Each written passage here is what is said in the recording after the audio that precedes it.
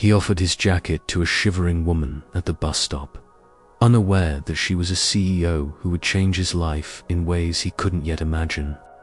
The wind whipped through New York City, sharp and relentless, as the snow continued to fall steadily, layering the streets in a blanket of white, muffling the usual city noise.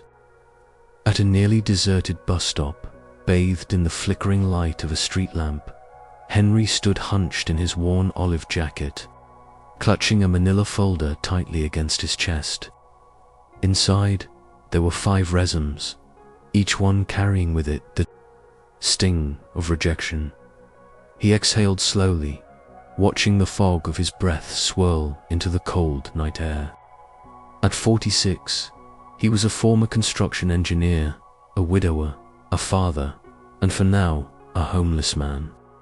The weight of it all settled in his chest, like the snow piling up around his feet. The nearby pharmacy sign blinked 8:41 p.m. The bus was late. Cold had soaked through his boots, biting into his feet. Then, through the falling snow, a woman appeared. She looked to be in her 30s, dressed in a business skirt and blouse, no coat, and clicking her heels against the wet pavement. Her hair was damp, sticking to her face, her arms tightly wrapped around herself for warmth. She stopped beneath the same awning, breathing hard, her hands shaking. Henry tried not to stare, but there was something about her. She looked polished, composed, yet clearly cold and suffering in the winter weather. She rubbed her bare hands together, trying to warm them, but it was no use. He looked away, shaking off the feeling. Just another night, just another bus. But then the wind howled, sharp and biting. She flinched, her body curling inward, and Henry glanced at her again. His jacket wasn't much, but it was something. He could keep it, stay silent, blend in like everyone else, but for some reason, he didn't. Without a word, he shrugged off his jacket. The cold bit deep, but he didn't hesitate. He stepped toward her and held it out. Startled, she looked at him, her voice hesitant. "You don't have to do that." Henry gave her a tired smile. "I've already lost enough today. This coat, it's the only thing I have left to give." She hesitated, a moment of uncertainty in her eyes. "But you need it more than I do." Still, he gently draped the jacket over her shoulders. "Not tonight," he said quietly. The warmth of the coat wrapped around her, and she seemed surprised by how comforting it was. It smelled faintly of soap. Maybe coffee is something warm and familiar. She instinctively pulled it tighter around her shoulders. "Thank you," she whispered, the words soft but meaningful. He nodded, folding his arms to keep warm, and they both stood there in silence as the snow continued to fall around them. After a moment, she turned to him, her voice quiet. "What's your name?" "Henry," he replied simply. "I'm Claire." "Nice to meet you, Claire," he said, his voice almost a whisper. She glanced at him again, the weight of the moment settling in. "You shouldn't have given me your jacket." Henry offered a faint smile. "Probably not, but I couldn't just let you freeze." The sound of a bus engine broke the silence, the low rumble growing louder as headlights cut through the falling snow. The bus pulled up, and Claire started to walk toward it. Then she paused and turned back to Henry. "Do you have somewhere to go?" she asked, her voice laced with concern. Henry shrugged, the weariness in his eyes betraying the truth of his situation. "Somewhere," he said, his voice distant. What he didn't say was that it was the back seat of a rusted truck behind a warehouse. Claire reached into her purse and pulled out a business card, holding it out to him. "In case you ever need anything." He took it, slipping it into his folder without looking at it. He didn't expect to use it. People said things like that all the time, but most of the time, they didn't mean it. Claire stepped onto the bus, glancing back once more before disappearing inside, the coat wrapped tightly around her as if it was her shield. Henry stood there, alone once again, watching as the bus drove off into the snowy night. He stood there for a moment longer, not shivering from the cold, but from something else, something small, quiet, and powerful. He looked up at the sky, then down at the empty street. Maybe tomorrow, he whispered to himself, before turning to walk into the night. Henry's footsteps echoed as he moved slowly through the quiet back streets, the snow crunching under his worn shoes. There was no need to hurry. There was no one waiting, no lights on in the windows. Only the cold, the familiar feeling of solitude. He reached his truck just after 9 p.m. The old '98 Chevy was rusted, and the heater had long since given out. Inside, there was a nest of blankets in the front seat, a pillow shoved into the corner, and a lunchbox tucked beneath the dashboard. He climbed into the truck, shutting the door behind him, and sat in silence. He pulled open the glove compartment and retrieved a small tin box. He opened it carefully, revealing a faded photograph. In it, his wife Lily was smiling brightly, with their son Noah grinning beside her, her crooked grin, full of innocence. "Good night, Lily," Henry whispered softly. "Good night, Noah." He leaned back against the seat, staring at the ceiling, letting the memories wash over him. Once, he had been Henry Miles, a structural engineer. He built things, schools, homes, hospitals. He had a wife who was a kindergarten teacher, who laughed often, even when life was hard. Their son Noah had inherited her joyful laugh, unrestrained and pure. They weren't rich, but they were content. Then the cancer came. By the time they found it, it was already too late. Lily was gone within 9 months. Henry had left his job to care for her, but after she passed, everything began to unravel. Bills piled up, savings were drained. He sold the house and moved, with Noah, into smaller and smaller spaces until all that was left was the truck. Still, he tried to shield his son from the worst of it. He turned the back seat into a spaceship, transforming canned soup into adventures and parking lots into their backyard.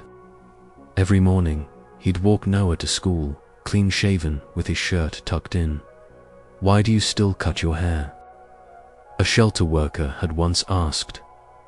Henry had smiled at her, his expression worn but steady. "Because my son needs to believe things can get better, and I need to look like I believe that too."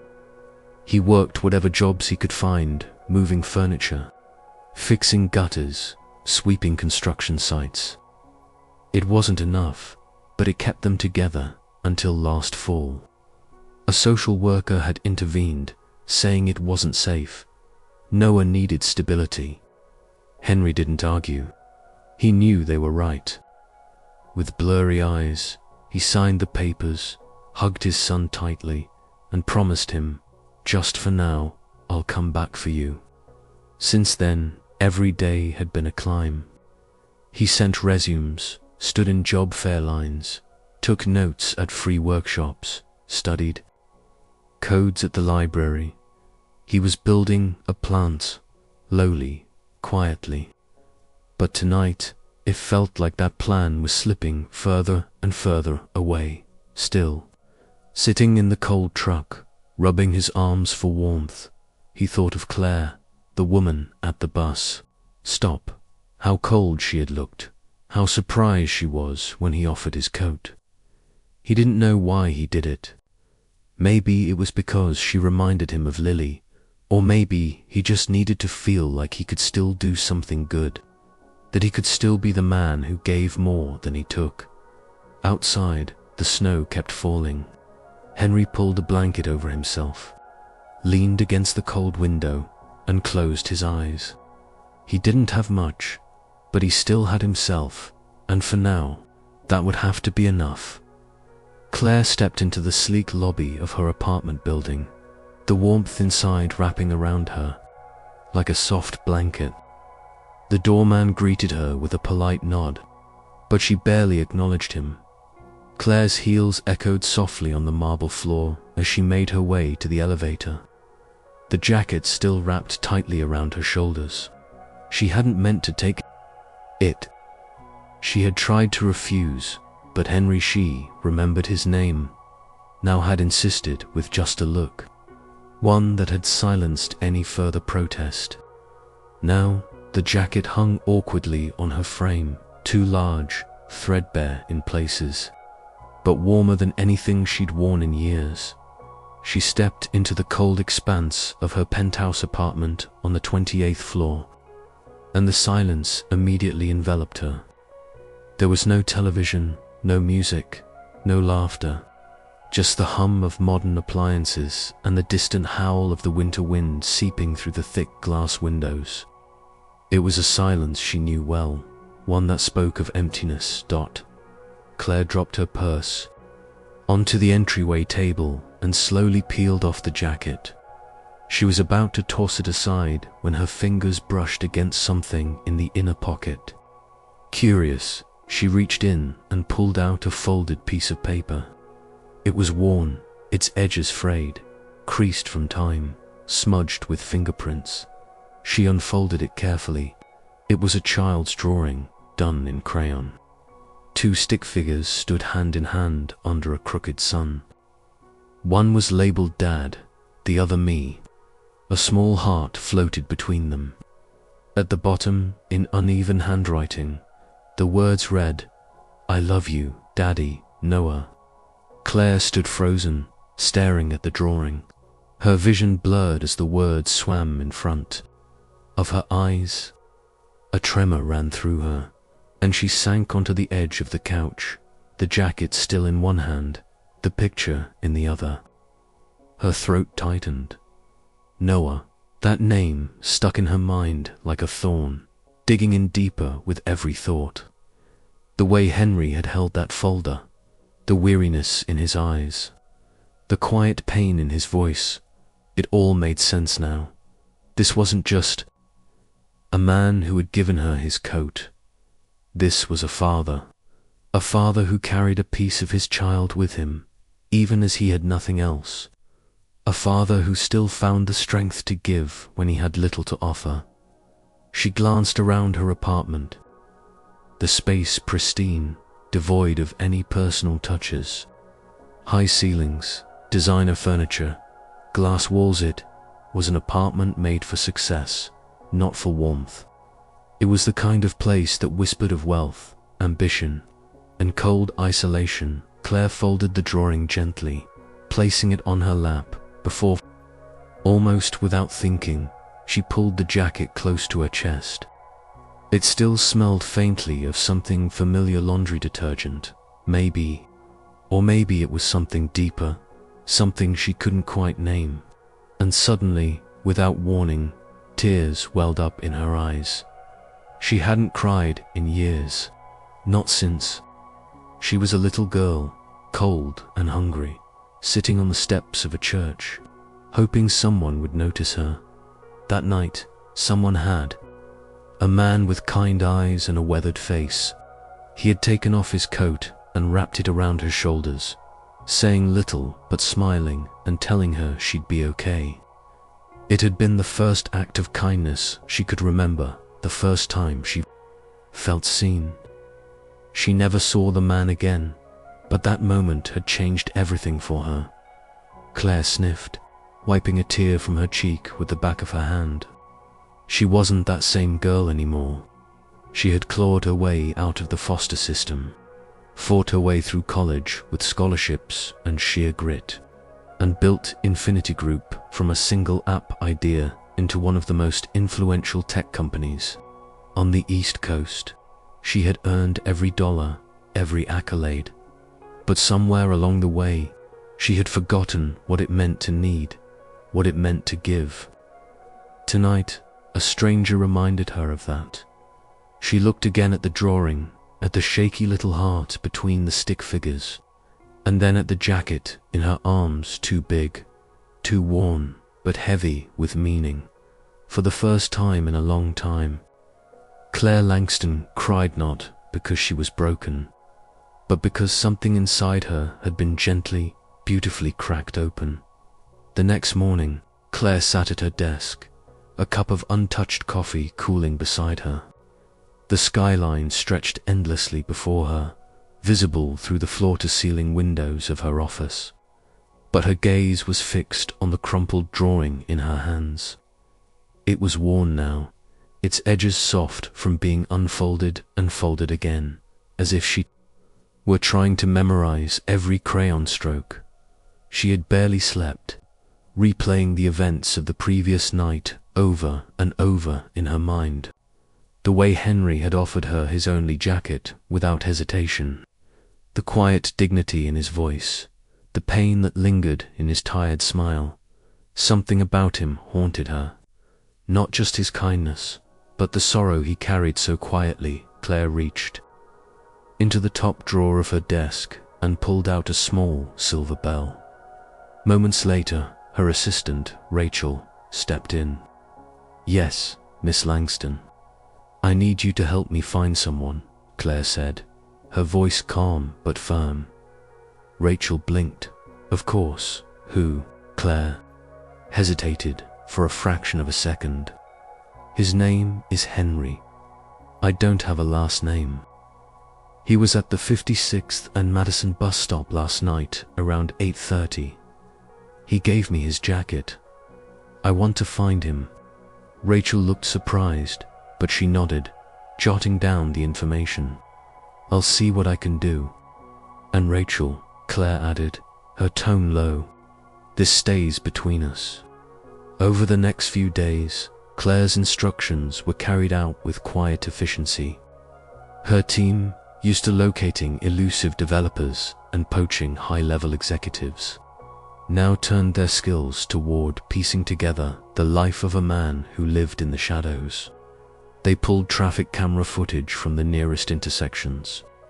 Henry's figure appeared briefly, blurry and bundled up in his jacket.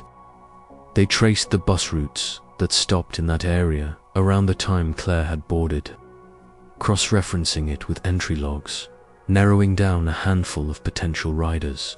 None of them matched any corporate databases. Finally, Rachel returned to Claire's office with a thin folder. "His name is Henry Miles," she said. "He used to be a structural engineer. No recent employment records. I found some old online forum posts where he was asking about job openings. He listed a contact number linked to a prepaid phone, but no permanent address." Claire flipped through the pages of the folder. There was a copy of an old driver's license photo, a LinkedIn profile that hadn't been updated in years, a scan of a construction license that had long since expired. No arrest records, no scandals, just absence. A life erased. Claire closed the folder with a quiet sigh. The silence in the room felt heavy, as though the weight of it all was pressing down on her. "Where is he now?" Claire asked, her voice steady. Rachel shifted in her chair, the folder still in her hands. "One of our guys spotted him yesterday near the south end of the Bronx. There's an old pickup truck parked behind a warehouse. He's been seen coming and going, sleeping in it." Claire stood up, her decision clear in her eyes. "I want to go there." Rachel hesitated for a moment. "Claire, are you sure? We could arrange for someone to approach him or bring him here." "No," Claire interrupted, her tone firm. "This isn't a meeting, it's personal." Rachel said nothing, but her expression softened. "I'll have someone drive you."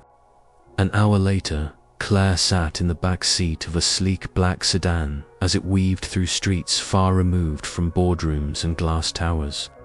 They passed shuttered storefronts, graffiti-covered walls, and people moving briskly with their heads down.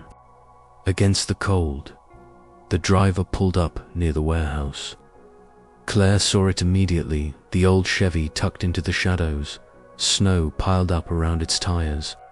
It looked like it hadn't moved in days. She stepped out into the chill, the air sharp with the scent of rust and damp concrete. Her heels crunched softly on the gravel as she walked toward the truck. Through the windshield, she could just make out a figure in the front seat. As she drew closer, the door creaked open, and Henry stepped out, blinking in the daylight. At first, he looked at her with confusion, then recognition, his expression shifting to puzzlement, caution, and finally, something like embarrassment. "Claire," he said, his voice rough with sleep and surprise. She offered a small, uncertain smile. "Hi, Henry."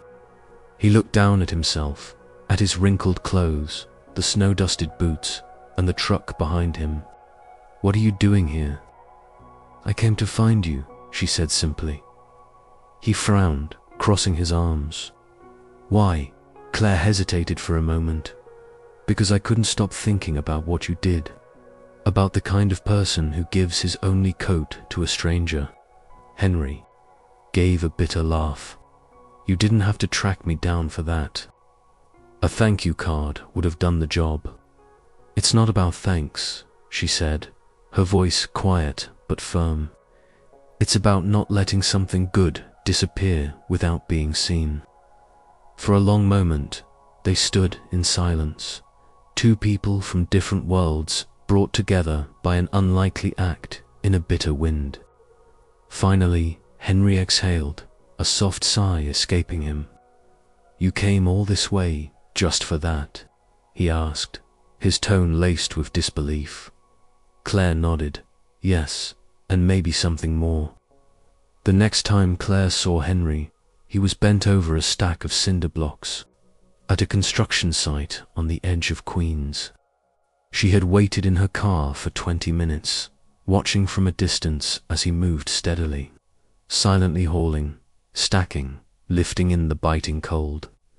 His movements were precise, efficient, purposeful, as though he was used to being overlooked. His hands were calloused, nails dirty, but there was no mistaking the quiet resolve in his actions. When he took his break and sat on a low wall, plastic water bottle in hand, Claire stepped out of the car and walked toward him. Henry looked up and did a double take. He stood quickly, brushing dust from his pants. "Claire." "Hi again," she said, her smile small but genuine. "What are you doing here?" She handed him a cup of coffee she had brought with her. "Thought you might like something warm." He took it hesitantly, his eyes searching hers. "You really didn't have to." "I know," she replied, "but I wanted to." They stood in silence for a beat before she added, "Would you come with me, just for a bit? I'd like to show you something." Henry looked down at his work boots, then over at the foreman in the distance. "I've still got a few hours on shift." "I already spoke to him," Claire said. "Told him you had an interview." His brows raised. "I don't have an interview." "You do now," she replied with a smirk. Henry let out a short laugh, more surprised than amused. "Okay, let's see what this is about." They drove in silence. Henry glanced out the window, fidgeting. Occasionally, clearly self-conscious of his appearance, dusty jeans, rough hands, the faint trace of sweat on his collar. Claire didn't seem to notice, her focus ahead as the city passed by. When they arrived at Infinity Group's downtown headquarters, Henry hesitated in the marble-floored lobby, eyeing the massive glass walls, polished chrome surfaces, and the endless buzz of people in suits. "I don't belong here," he muttered under his breath. Claire turned to him with a reassuring smile. "Just come upstairs." They entered a private conference room with floor-to-ceiling windows that overlooked the skyline. Claire offered him a seat, then closed the door and sat across from him. Henry cleared his throat. "So, what's all this about? Returning the coat?" Claire shook her head. "No, this isn't about the coat. I kept that. It's mine now." Henry blinked, a bit thrown by her response. "Okay." She leaned forward. "I didn't come to thank you. I came because you made me remember something I forgot. A version of myself I had buried under years of boardrooms and deadlines. You reminded me that real change doesn't always start with innovation or strategy. Sometimes it starts with kindness." Henry looked down, shifting uncomfortably in his seat. "Claire, I'm just a guy trying to survive, and that's exactly why I brought you here."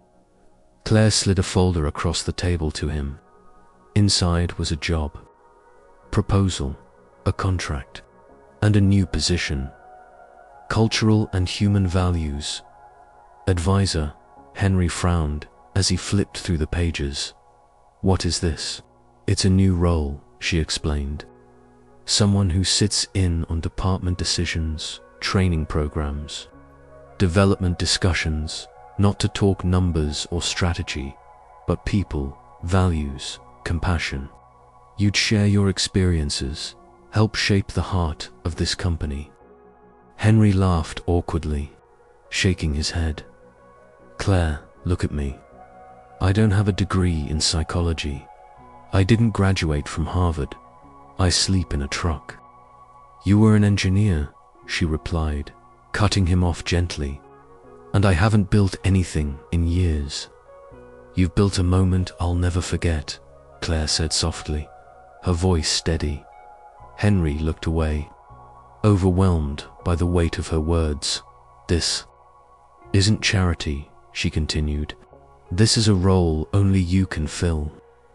You know what it's like to be invisible, to be passed over, and yet you stopped in the cold and gave your only coat to a stranger. That tells me more about leadership than any resume ever could." He opened his mouth, but no words came. His gaze flickered to the papers, then back at her, and for the first time in years, he felt something stir inside him. Not fear, not defeat, but hope. Raw, unfamiliar, terrifying hope. Henry sat alone on the bench outside the towering office building, the job proposal resting unread in his lap. His fingers ran along the edges of the folder, but his eyes were focused on the busy street in front. Of him, he couldn't do it. It wasn't that he didn't want to. Somewhere deep down, he did. But fear gripped him, the kind of fear that whispered cruel things late at night. "She's just being nice. This isn't real. You'll mess it up. You always do." The offer felt like a trap wrapped in kindness, and Henry, who had spent years learning to distrust anything that seemed too good to be true, couldn't shake the weight of doubt. He didn't see Claire step out of the building and walk toward him until she sat beside him in silence. "You haven't opened it," she said softly, her voice gentle. Henry gave a dry chuckle. "Didn't think I needed to. I already know how this ends." Claire tilted her head slightly. "How? Someone like me doesn't end up in a place like this. You don't build a company like Infinity by hiring people who sleep in trucks. You think I made you an offer out of pity?" Claire's tone was sharp, but not unkind. Henry shook his head. "I think I don't belong in your world." Claire looked ahead, for a moment before standing up. "Come with me, just for an hour, Claire.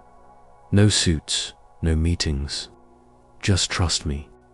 Against his instincts, Henry stood up and followed her. They drove for over 30 minutes, leaving the city's shiny towers behind as they headed into a quieter part of town. Finally, they pulled up in front of a modest red brick building with a faded green awning. A painted sign read, "Thomas's Place, a safe space for every child." Henry followed Claire inside. The walls were bright, covered with handprints, painted animals, and quotes about kindness. The air smelled faintly of crayons and warm bread. Laughter echoed from down the hall, high, joyous, unfiltered. Claire led him past a community kitchen, a reading room, and into a wide playroom filled with second-hand toys and handmade posters. Kids of all ages were sprawled across the floor, building puzzles, reading, playing. This place, Claire said quietly, was named after the man who saved me. Henry looked at her, his expression a mixture of curiosity and confusion. I grew up in foster homes, bounced around. Some were kind, some weren't. One night I ran away. It was freezing. I was 12. I curled up outside a church, just waiting for morning. She paused, her voice growing soft. He found me, an old man, named Thomas. He gave me his coat, sat with me all night, didn't ask questions, just stayed. Henry didn't speak. He couldn't. I never saw him again, Claire continued. But that moment, it was like someone reached into the darkness and said, "You matter. I built this place because of him."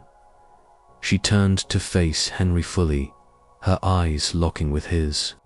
And last week, someone else gave me a coat, didn't know who I was, didn't ask for anything, just gave.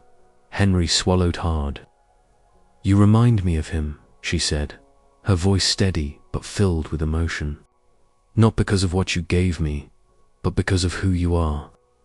They stood in silence, surrounded by the sounds of life and laughter. Henry's eyes wandered across the room at the children playing, a volunteer tying a shoelace, a young boy reading. Aloud with too much energy, it felt warm, real. Claire touched his arm gently. "I don't need you to fit in a boardroom, Henry. I need you to remind people of this, of what it means to care." Henry didn't respond, not with words.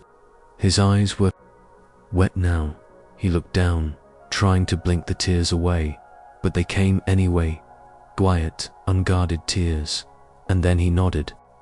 Not for the job, not for the salary or the title, but because for the first time in years, he felt it. He was still needed, still useful, still human. Henry stood motionless in the center of the room, full of joy and laughter, a single tear trailing down his weathered face, not out of sadness, but from the profound relief of realizing he still mattered. To wake up in a freezing truck, to walk into job interviews knowing your shoes had holes, to choose kindness anyway. At first, they listened to Henry with cautious curiosity. By the end of that first week, they were leaning forward, hanging on. Every word. Henry had a way of speaking that didn't preach or perform. He asked questions that made people pause. When was the last time you really looked someone in the eye? Do you know the name of the janitor who cleans this floor? What would you do if you saw someone crying in the break room? He didn't come in with charts or data. He came in with empathy. Slowly, a shift began. One by one, employees started seeking him out. First, the interns, then junior developers, and finally, the department heads. Some came to talk about stress, others about burnout. A few came just to sit quietly during lunch. Henry listened, and when he spoke, he didn't offer solutions. He offered perspective. "You're not broken," he once told a young programmer who confessed he hadn't slept in 3 days. "You're just tired. Being tired doesn't mean you're weak. It means you've cared for too long without someone caring back." That line ended up taped to office doors, printed on mugs, quoted in all company emails. Claire watched it all unfold from her corner office. She saw how breakroom chatter changed, how laughter returned, and how productivity rose not because of pressure, but because people felt seen. It wasn't long before Henry had an official space of his own. Small, cozy, filled with plants, second-hand books, and a coffee pot that never seemed to empty. Outside of work, life began to rebuild in quiet, meaningful ways. With Claire's help and a small housing stipend from the company, Henry was able to put a down payment on a modest one-bedroom house on the edge of Brooklyn. It wasn't much, but it had a porch, a garden plot, and walls that didn't rattle in the wind. More importantly, it had room for Noah. Now, in his first year at a local university, Noah had moved back in with his father. Their first dinner in the new house was simple spaghetti and garlic bread, but Henry would remember it for the rest of his life. "You kept your promise," Noah had said that night, his voice thick with emotion. Henry didn't answer. He couldn't, not with words. But the look in his eyes said everything. As for Claire, she and Henry saw each other nearly every day. At first, it was about work meetings, strategies, collaboration. Then, without trying, it became more. They started eating lunch together, then walking to the subway together. Weekend coffees turned into evenings spent watching old movies, talking about everything and nothing. It wasn't dramatic, it wasn't fast, it just happened. They were two people who had spent years building armor around themselves, only to find comfort in the quiet company of someone who didn't ask for anything but presence. One late afternoon, as they stood on the rooftop of the building, watching the sunset behind the skyline, Claire said softly, "You've changed this place, Henry." He chuckled. "No, I just reminded them what they already knew." She looked at him and replied, and reminded, "Me too." Henry had just finished a workshop on resilience when a young man lingered after everyone else had left. He looked no older than 22, skinny, pale, eyes ringed with sleeplessness. "I just wanted to say something," the young man said, his voice shaking. "Last month, I was going to quit. Everything life, I was done. But then I heard you speak, and it stopped me." Henry stood still, his heart pounding. "You said something about how people don't need to be fixed. They just need to be heard." No one had ever said that to me before. It felt like someone finally saw me. "If it weren't for you, I don't think I'd be here." Henry's chest tightened. He stepped forward and placed a hand on the young man's shoulder. "I'm really glad you are," Henry said quietly. After the young man left, Henry sat down in his chair, the room suddenly quiet, the words echoing in his mind. He had once wondered if he'd ever matter again. Now he had his answer. The atrium of Infinity Group had never looked like this before. Gone were the banners of quarterly achievements and product launches. In their place hung soft white drapes, strings of warm lights, and a massive sign that read in elegant lettering, "One Kindness Day."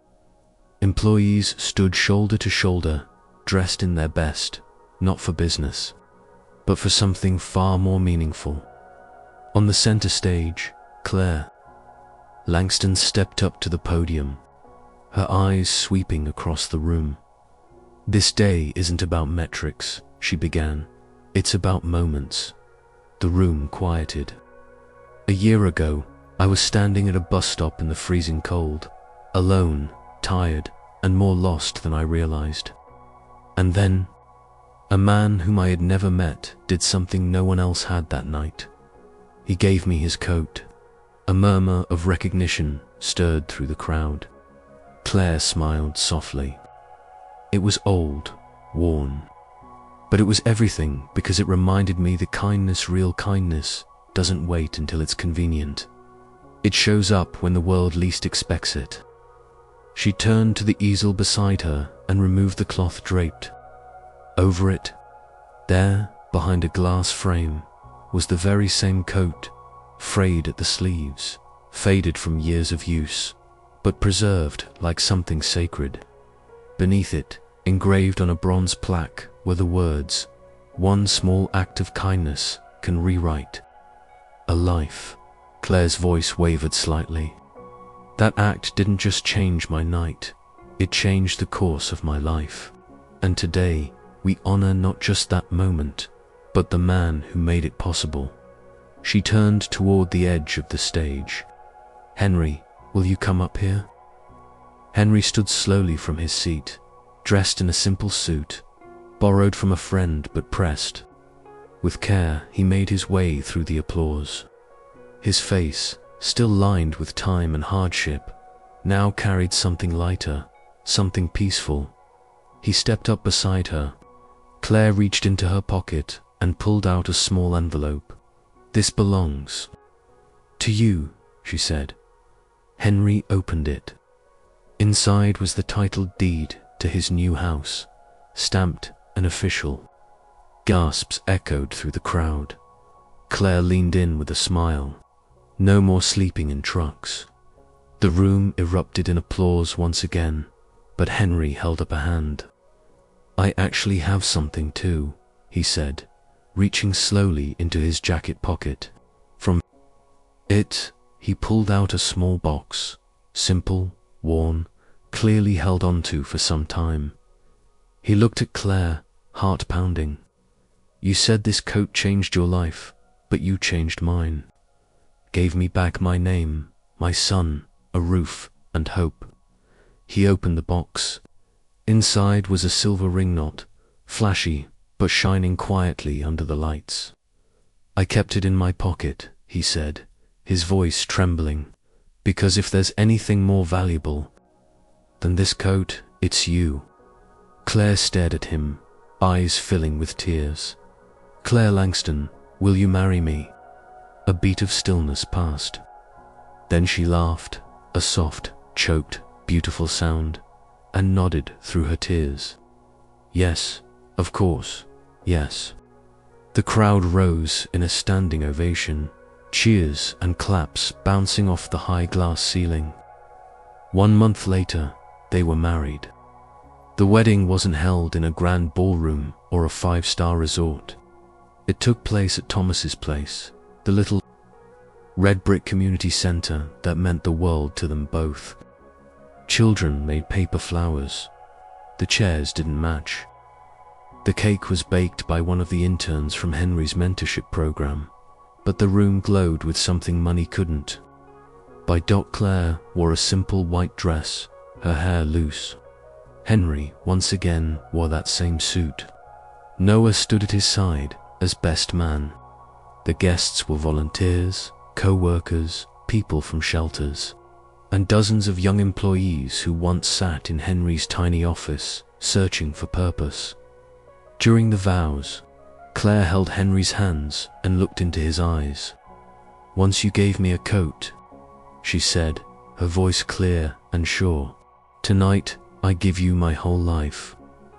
Her words fell over the room like sunlight through a stained glass window, soft, radiant, unforgettable. Henry couldn't speak. He just nodded, tears slipping down his cheeks as the crowd around them dabbed at their eyes. Laughter followed, music played. The reception spilled out into the courtyard where children ran barefoot and strings of fairy lights danced in the twilight. Someone snapped a photo. Henry and Claire stood beneath the sign of Thomas's place, side by side, her head on his shoulder, his arm around her. And beside them, on an easel, stood the old coat, silent, worn, and now immortalized. That image would go on to circulate online, shared, reposted, and talked about. A symbol not just of second chances, but of how something as simple as kindness could reach into the cold and rewrite everything. Sometimes, the smallest gesture, a coat, a smile, a kind word can echo further than we ever imagine. Henry didn't. have much, but he gave what he could. And in return, he didn't just change Claire's life. He found love, purpose, and a new beginning. Their story reminds us all that kindness doesn't require perfection, just presence, just heart. If this story touched you, if it reminded you that hope still lives in unexpected places, please like, share, and subscribe to Soul-Stirring Stories. Here, we tell the tales that warm the heart, restore your faith in humanity, and remind us what truly matters. Until next time, stay kind and keep believing.